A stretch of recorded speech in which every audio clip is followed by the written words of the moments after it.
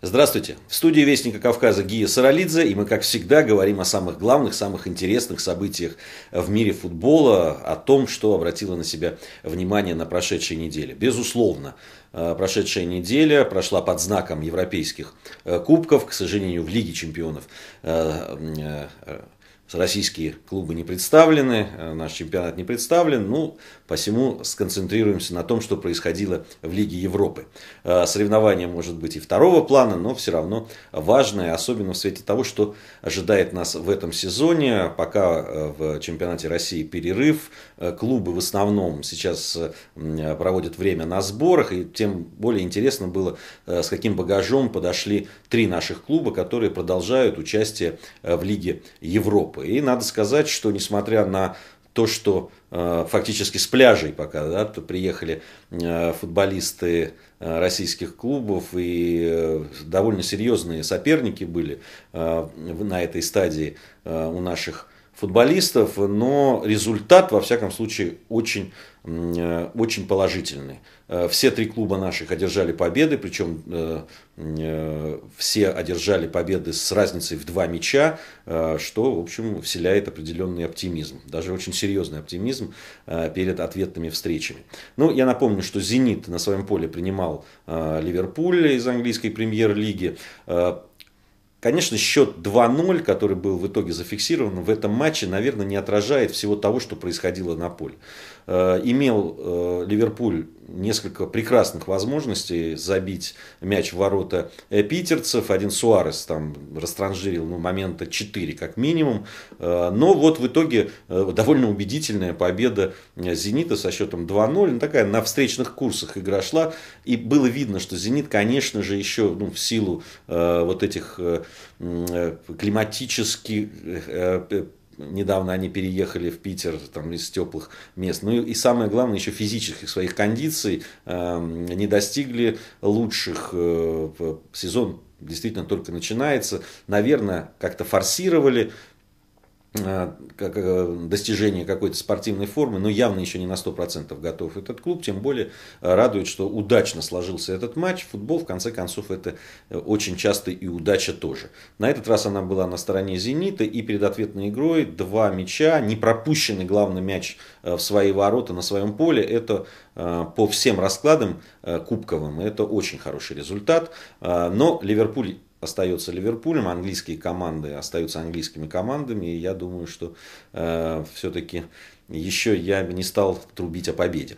Также убедительную победу, и очень неожиданную, надо сказать, одержал казанский «Рубин» со счетом 2-0 тоже, но на выезде они обыграли не кого-нибудь, а мадридский «Атлетико», действующего обладателя Кубка Европы, который просто в прошлом сезоне в этом кубке показал выдающийся результат, выдающуюся игру.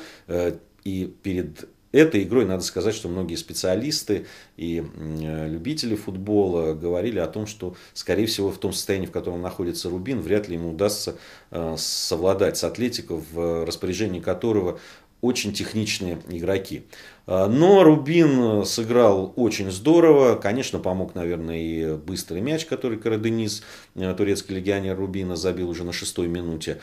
Но, во всяком случае, победа довольно заслуженная. Понятно, что счет мог быть и другим, наверное, но то, что команда Курбана Бердыева показала очень хороший для этого времени и для этого сезона футбол с таким соперником, как «Атлетико», тоже настраивает на очень оптимистический лад. Вообще, честно говоря, не знаю, что должно произойти в Казани. Просто трагедия какая-то, чтобы «Рубин» выбыл из розыгрыша Лиги Европы.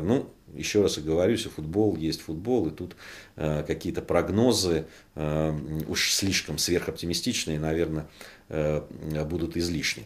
И третий матч, третья игра, третий участник российский в Лиге Европы, махачкалинский «Анжи», показал, что этот клуб готов действительно бороться в этом году и за победу в Лиге Европы. С Ганновером, с немецкой командой, встречались махачкалинцы. Первыми пропустили. Вообще надо сказать, что если что и помешать может «Анжи» и в чемпионате России, который не так долго осталось ждать до его старта, и что в Лиге Европы, это, конечно, очень серьезная кадровая потеря, которую пока непонятно, как Гус Хидинг будет восполнять. Дело в том, что в этом межсезонье неожиданно абсолютно из команды ушел главный защитник, вокруг которого строилась оборонительная система Гуса Хидинга, Самбо. И вот его потерю пока, и матч с Ганновером это очень хорошо показал, его пока никак заменить и восполнить эту потерю не получается. Поэтому и вот столько моментов у ворот Анжи, и этот пропущенный гол в первом тайме. Но другое дело, что, конечно, в распоряжении Гуса Хидинга есть отличное нападение. И оно здорово играет, и новые приобретения, которые стали уже себя оправдывать. В итоге победа, убедительная победа Анжи, в итоге со счетом 3-1. Но, во-первых, пропущенный мяч на своем поле, и, во-вторых, вот эта вот зияющая дыра в обороне. Как Гус Хидинг, опытный, понятно, очень искушенный специалист, как он будет эту дыру заделывать, и каким способом, и какими средствами, пока не очень понятно. Видно, что у Анжи все в порядке в нападении, видно, что очень неплохо играют края, очень неплохо играют в середине, но вот оборона — это сейчас ахиллесова пята клуба из Махачкалы. И вот это должно настраивать, конечно, болельщиков этого клуба и тех, кто за этот клуб переживает, в общем, не то чтобы совсем уж на какие-то там неприятные нотки, но опасения определенные должны, безусловно, вызывать.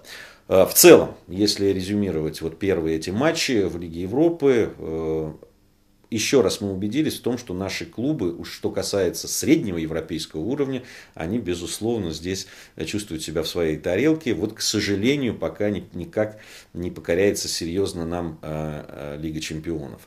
Там, конечно, совершенно другой уровень, там совершенно другие игроки, там совершенно другие деньги и там совершенно другие амбиции. Нам бы, конечно, уже хотелось бы перешагнуть вот эту ступеньку и увидеть свои команды в полуфиналах и финалах Лиги Чемпионов. Тем более, что, ну, если говорить о финансовой составляющей, то в общем, мы впереди Европы всей по многим параметрам.